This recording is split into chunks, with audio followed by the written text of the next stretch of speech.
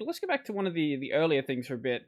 With the way that classes are structured, one thing we didn't really touch on is the problem with a lot of classes is they're sort of geared towards the slower people in the class. They're not really there to, like, if you're someone who likes to work ahead of the class, you're always going to feel like you're not really getting that much out of it, especially if you're in the case of programming, like if you're doing your own projects on the side, you're always going to be like way ahead of what you're actually learning. And I imagine the same would be true for language classes as well, where if you are doing a lot of your own immersion stuff and sort of learning the language outside of the class, you're going to end up being just way ahead of everybody else, especially way ahead of the course content itself.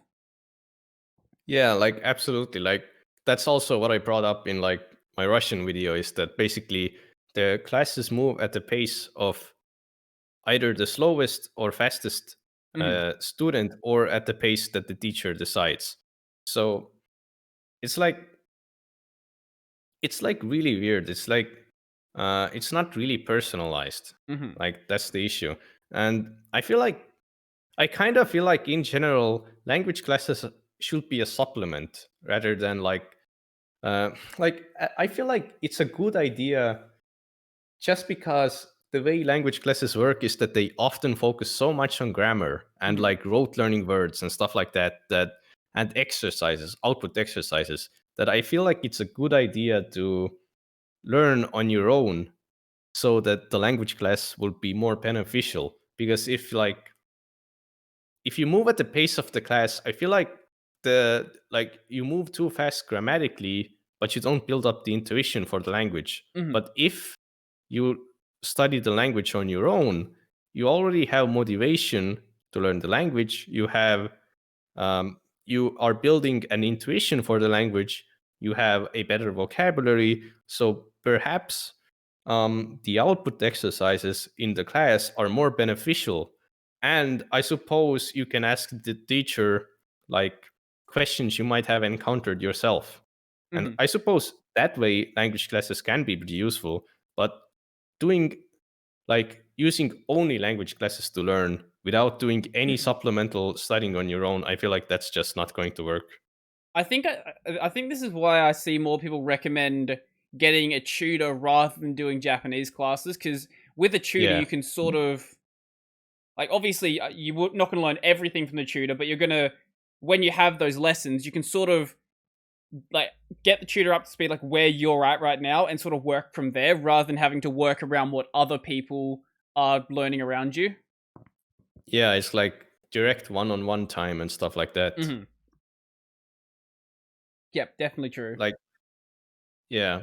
And I feel like a big issue that we had also, and I feel like this is really common with language classes, especially um in like as an extra class in school rather than a direct language class, is like holiday breaks and vacations. Like Mm. they are great, but at the same Mhm. time, like I always waited for the vacations because that means I don't need to learn Russian anymore. And but that what that means is basically that I don't need to learn Russian anymore, so I don't learn Russian for 3 months during the summer, and then I have forgotten pretty much everything that I learned. So I'll have to learn it again when the next year starts. So I feel like it's much more beneficial to learn a language continuously, every day or at least every week, so you don't like forget the words you had learned, you don't get rusty and so on. But Mhm. if you suddenly have like a 3 month break every year, it's like I feel like that's actually one of the biggest issues with language classes, at least in the way we had them in school. If you don't do any learning on your own, Mhm. it's just it's just an incomplete um, way of learning a language, and it just yeah, like that's the issue. Like it's incomplete, but it could be way more beneficial if it was like a bit more optimized. Mhm. I see people making very like similar complaints like on the Oneikani forums. They'll say, "Oh, I had some like commitments I had to get to for a couple of months. Then they'll realize they've forgotten like a lot of the recent stuff they've learned. While they might still remember a lot of the early stuff, because the early stuff you've sort of gone through the SRS system far more often. But a lot of like the recent levels they've gone through, they've completely forgotten, and they end up just resetting. And the problem with resetting is then you start redoing the content that you already know, and you're going to get yourself into that cycle where you're not really learning anything that's really interesting you, because it's just the same stuff you've already learned. So it's a hard thing to get back into if you've decided to take a break for some reason. So the hard like Yeah. if you can keep it up, that's when you're gonna make like actual progress. But once you decide to take that break, or for whatever reason you have to take a break, that's when there's gonna be some serious issues getting back into it. Yeah, I actually made a point on this as well in like my I made a video which is like which talks about 10 tips I have for like motivation when it comes to language learning. And that was one of those, like, be very careful of taking breaks, Hmm. because very often when you take a break, you forget a lot of what you had recently learned.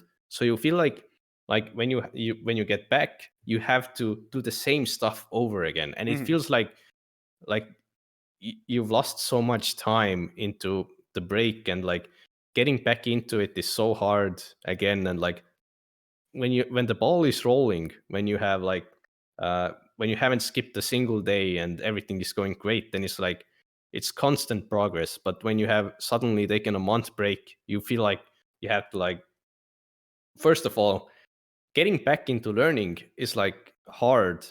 because the same way with exercise, let's say you go to the gym for a year and then suddenly don't go for 2 months.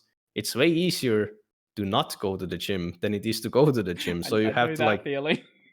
Definitely yeah, know that you feeling. have to, like, yeah, you have to restart the habit of Hmm. learning or going to the gym. So it's like it takes a lot of effort just to get the ball rolling again. And then on top of that, it's like you have to learn the same stuff you learned again. Hmm.